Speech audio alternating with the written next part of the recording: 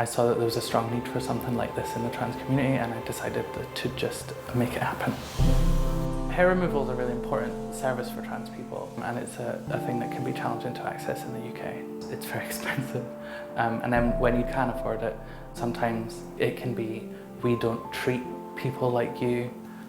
I've had close friends of mine be directly asked to leave a clinic and told that they don't treat trans people there. So I decided to train as an electrologist and set up my own place in Manchester. It's partly about creating a space where someone can feel safe and feel understood, and that would allow each trans person to choose the rate that they were able to pay to make it more financially accessible. All right, what are we doing today? Under the chin. There's this thing growing in your face, you can't stop it. I have to shave 2 or 3 times a day in order to meet customers at work and just go about my day-to-day activities. Facial hair is one of the first things that people see. It's one of the first things that people use to unconsciously decide whether they're looking at a man or a woman. And you can make all the effort in the world in terms of clothes and makeup and hair, but at the end of the day, if you have a 5 o'clock shadow on your face, that can be the difference between being called a sir or a miss in the supermarket. And that might seem like a small thing to a cis person to have that mistake made, but it undermines the person's entire sense of self. It draws attention. If you choose to correct that person in that moment, that could be very dangerous.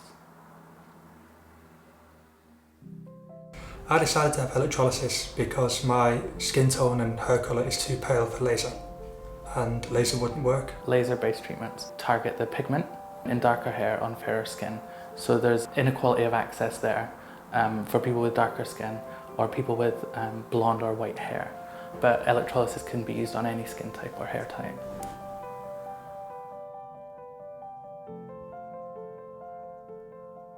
So the process of electrolysis is to take a tiny probe about the size of an eyelash, and I'll insert it straight into the follicle of the hair, and then I'll discharge heat, which cauterizes the blood supply to the hair, stopping that follicle from being able to produce another hair.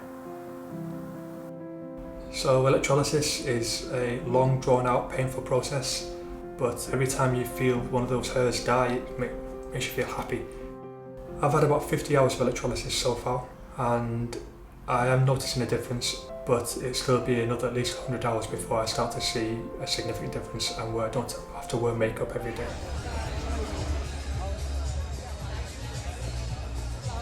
So I set up a wish list online of pieces of equipment, a couch to treat on, a trolley, the machine, things like that. Friends of friends and complete strangers were buying things to make the space happen. It was so exciting. It was really magical to see people that I don't even know think that this idea is useful and good.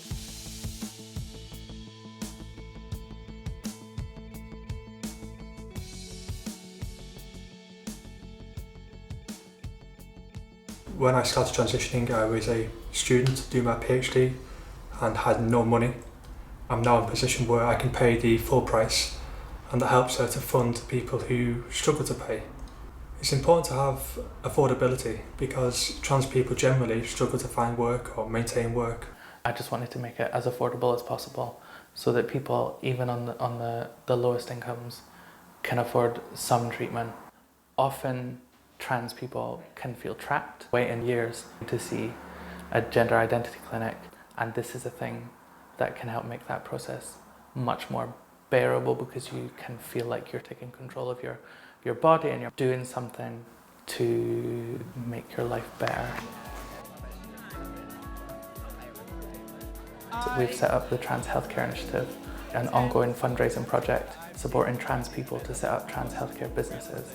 And in the future, we'd like to have trans electrologists everywhere and just keep building this community of trans healthcare workers. And it's an amazing thing to be a part of, and I'm really excited about it.